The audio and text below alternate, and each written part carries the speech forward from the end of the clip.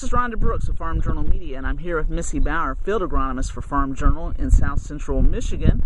And Missy, we've been talking a little bit about planter settings as you move in and out of fields with different tillage practices. Tell us what you're telling farmers at this point.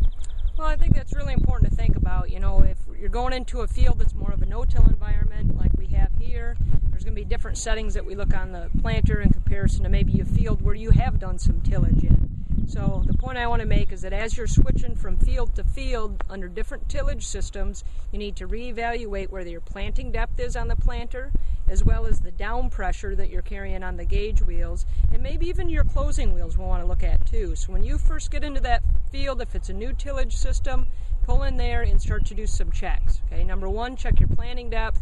Number two, the down pressure, and then make sure we're closing that trench good with your closing wheels. So just kind of go through those settings. On planting depth in general, we want to be between 1 3/4 inches to 2 inches deep.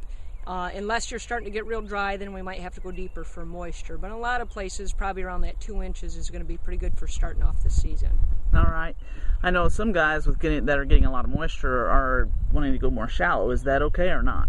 We can go 1 3/4 inches. In some cases, maybe 1.5 inches, but it starts to make me nervous if we get any shallower than that, because if that planter floats up a little bit or has a little bit of a rough ride, then all of a sudden we can get some seeds that are too shallow. So probably the minimum would be 1.5 inches, and I probably wouldn't be there for very long. Maybe your first couple days of planting if it's real wet, and then as it just dries out a little bit, I'd at least get down to that 1 3/4 inches after that. All right, that's some really good information. Thank you, Missy.